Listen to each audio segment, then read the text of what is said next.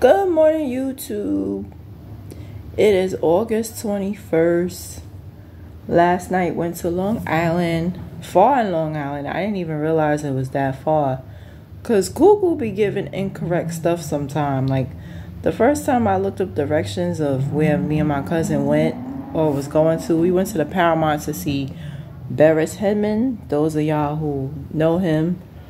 I didn't know him until my cousin put me on. I'm surprised because she's American. So, like, we're American.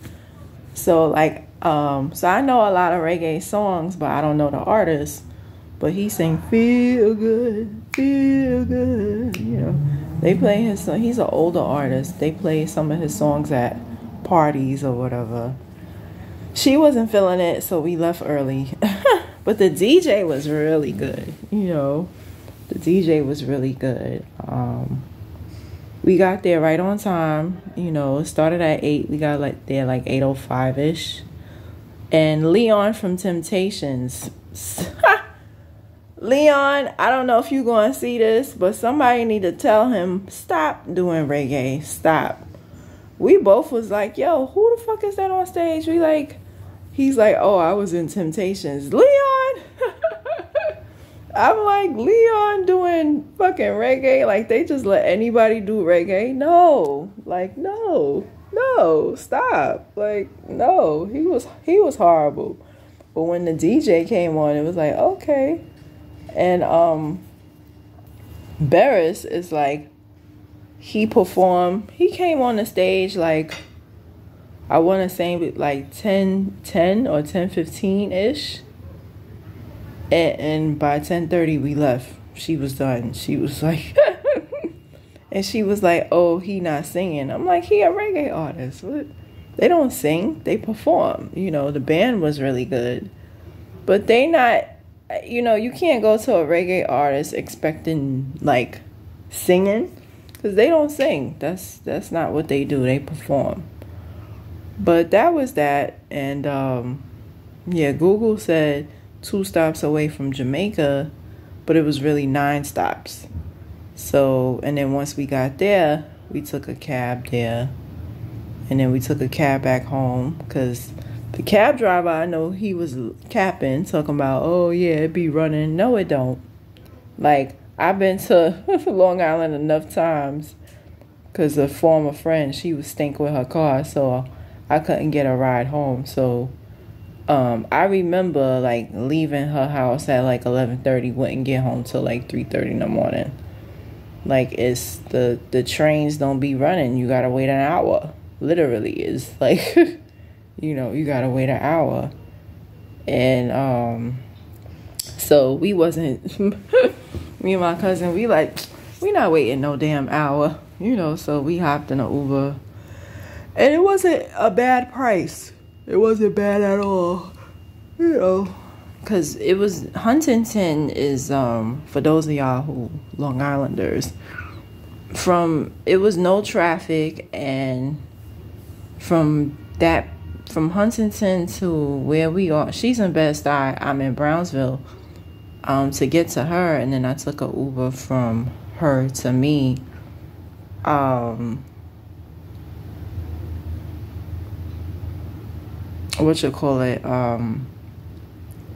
It's an hour. It was literally an hour drive. So yeah, but that's that. But Leon, stop doing reggae.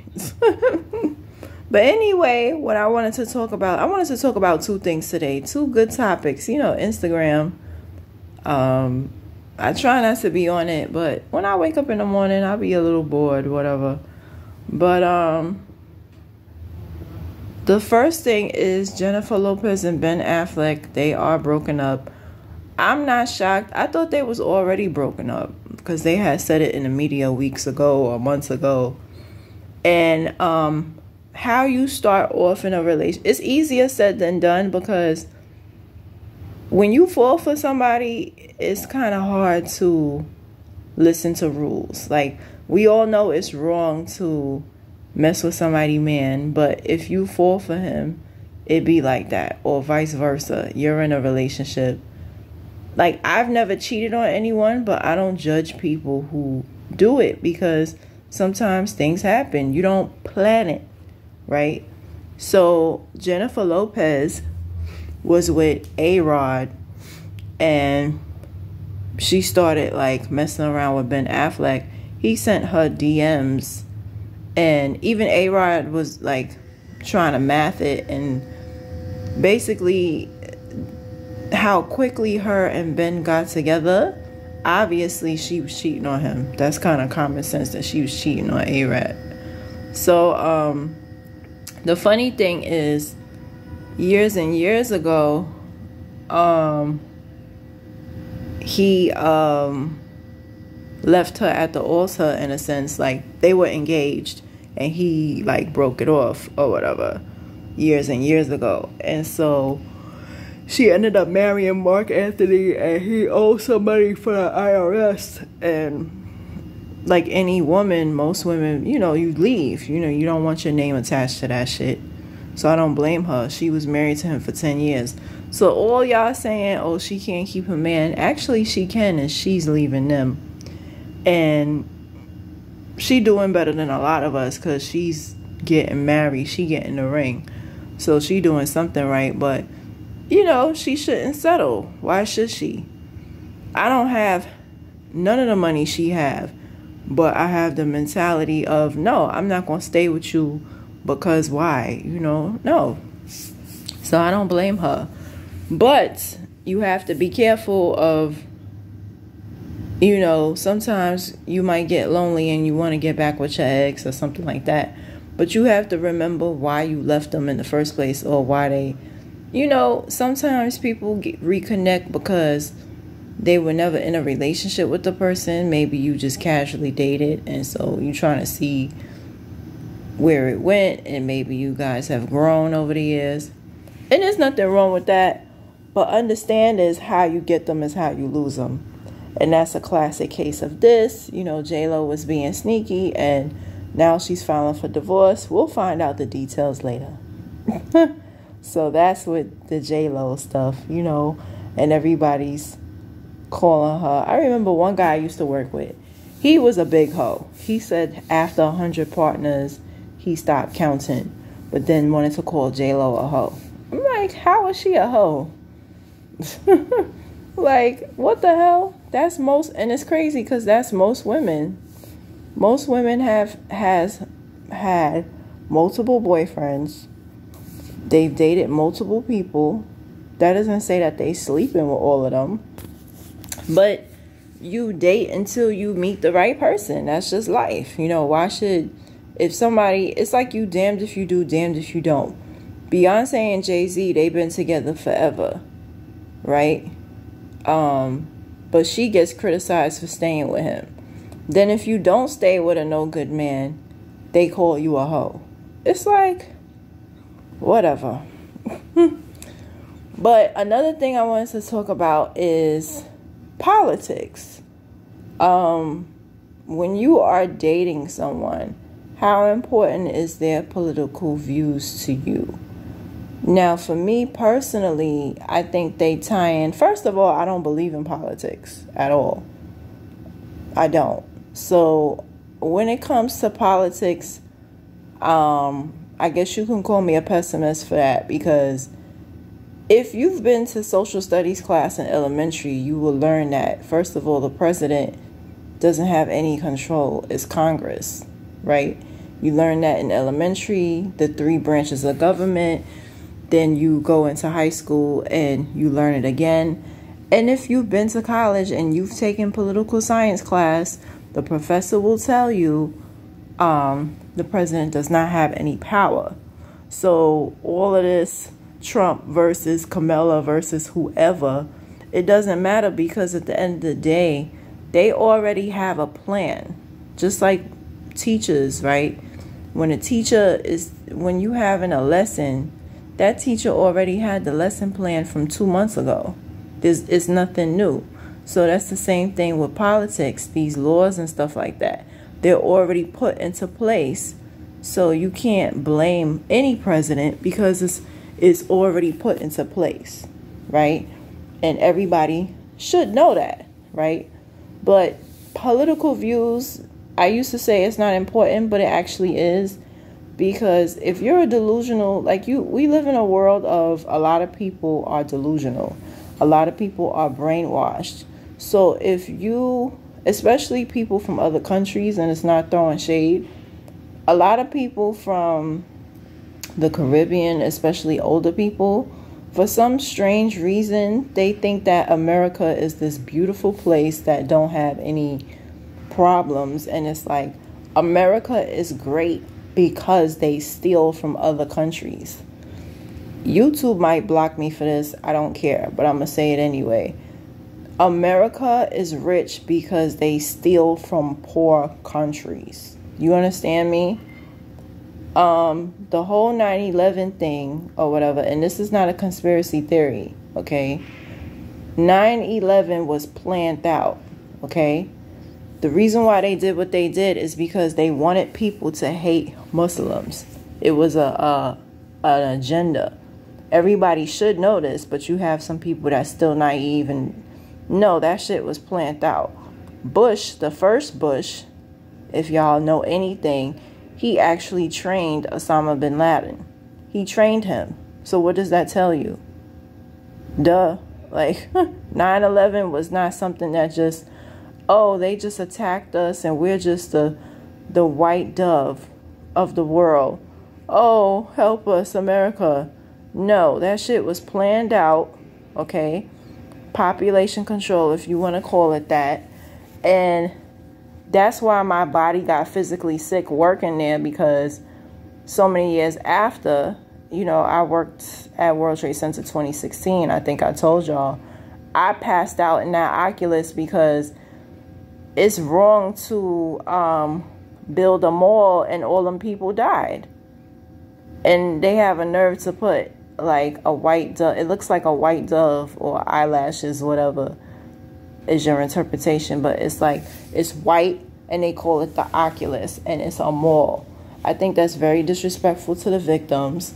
It shows that they make money off of anything. They have something called a 9/11 memorial. They make money off of that. And they did all that for money. Let's keep it real. Let's keep it a buck right now.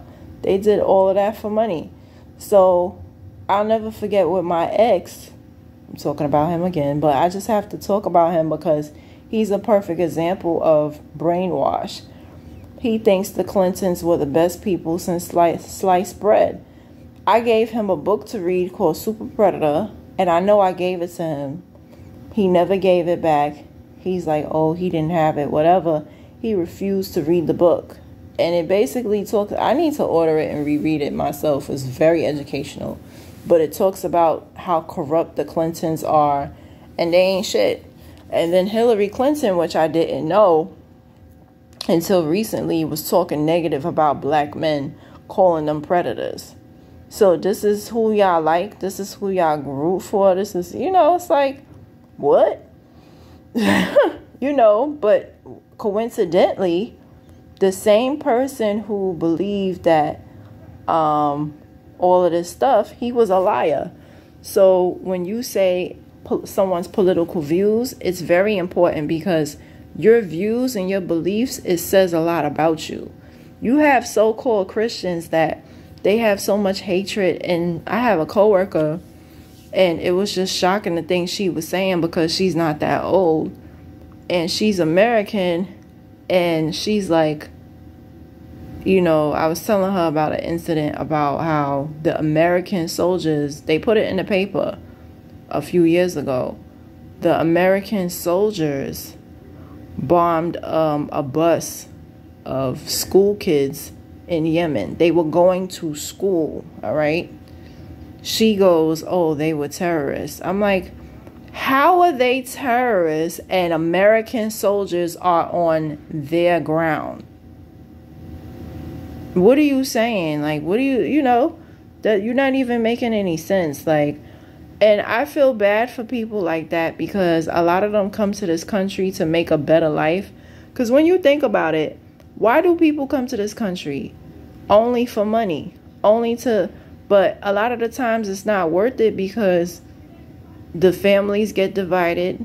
A lot of people, when they come over here, it literally causes division in many families. Because it's like, once you become American, a lot of people who become American, they think they're better than their family back home. The family back home don't want to come to America because of everything they see on the news, which I don't blame them. The foods that we have are banned in other countries. What does that say? Like, that alone should wake up. And the fact that we have foods here that's banned in other countries, that should tell people this country ain't shit. Just that alone. That alone should make you open your eyes. And a lot of people die from cancer over here. So that really tells you a lot. That should tell you something right then and there. And what a coincidence that most people who think like, oh, the Clintons are so good, or they think Trump is good, or anything like that, those same people are liars and they're narrow-minded. So it definitely goes hand in hand. It definitely goes.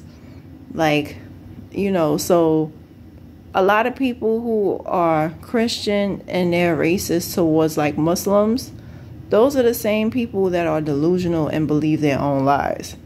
Like, you have people who literally believe their own lies, and when you talk to them, it's like, yo, this person's crazy. Talk to them about politics. They crazy. They're so brainwashed and far gone. So yes, you could tell a lot by a person by how they feel about politics. If a person is transparent like me, they not gonna care about it. They're gonna be like, voting is important because you need money to come into the community. So I would encourage people to vote for your councilman, vote for governor, vote for your mayor, vote for, little people like that. But this president shit, that's all I'm going to say. I'm not going to sit here and say vote for Kamala. I'm not going to sit here and say vote for Trump. Because as far as I'm concerned, they both full of shit. Okay? Yeah. The end. Those are my thoughts.